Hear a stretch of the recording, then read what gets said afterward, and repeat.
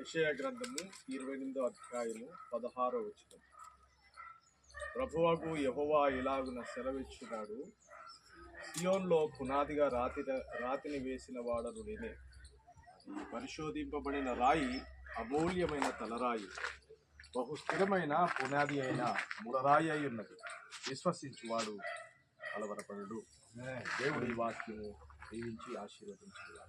ఆమేన్ ఆమేన్. చదవబడ్డ లేఖన భాగమును బట్టి దేవునికి స్తోత్రం కలుగును గాక. చదివిన ప్రజలకు కూడా ప్రత్యేకమైన వందనాలు. అలాగే మరొక వచనాన్ని మనం చదువుకున్నాం. జకర్యా గ్రంథము 4వ అధ్యాయము 6 నుండి 9 వచనాల వరకు. జకర్యా గ్రంథము 4వ అధ్యాయము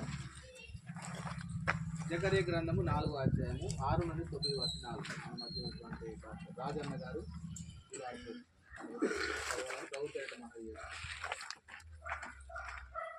జకర్యా గ్రంథము 4వ అధ్యాయము 6 నుంచి 9 వచనాలు చదువుతున్నాం. అప్పుడు అతడు నాతో ఇట్లా, జెరుబ్బాబెలునకు ప్రత్యక్షముగా యెహోవా వాక్కు ఇదే, శక్తి చేతనైనను బలము చేతనైనను కాక ఆత్మ చేతనైన జరుగునని సాంగ్యములకు అధిపతిగా యెహోవా సెలవిచ్చెను. గొప్ప పర్వతమా, జెరుబ్బాబెలును అడ్డగించుటకు నువ్వు ఎంత మాత్రము దానవు, నువ్వు చదును భూమి అవుదువు కృప కలుగును గాక అని జనులు కేకలు వేయగా అతడు పైరాయి తీసుకొని పెట్టించుడు. యెహోవా వాక్కు మరల నాకు ప్రత్యక్షమై ఇలాగ సెలవిచ్చాడు, జెరుబ్బాబెలు చేతులు ఈ మందిరము పునాది వేసి ఉన్నవి, అతని చేతులు ముగించును. అప్పుడు సైన్యములకు అధిపతిగా యెహోవా నన్ను నీ యొద్దకు పంపి ఉన్నాడని నువ్వు తెలుసుకుందువు. ఈ కార్యములు అల్పమై ఉన్న కాలమును తృణీకరించిన వాడెవడు?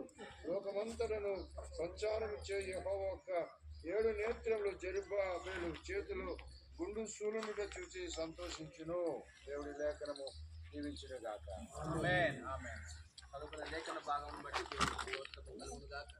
చదివిన పాస్టర్ గారికి ప్రత్యేకమైన వందనాలు. మంచిది, మనము 3 లేఖన భాగాలను మనం చదువుకున్నాం. చాలా విలువైనటువంటి వందనాలు.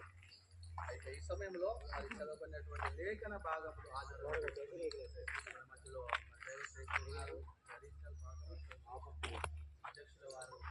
పాస్టర్ రాజ్ కుమార్ అన్న గారు మన మధ్యలో ఉన్నారు.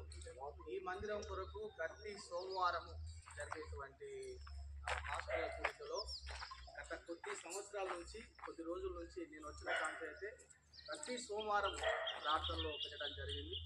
సో దాని ప్రార్థనకు ప్రతిఫలముగా ఈరోజు గొప్ప వాతావరణంలో గొప్ప అవకాశాన్ని దేవుడు మనకి ఇచ్చాడు.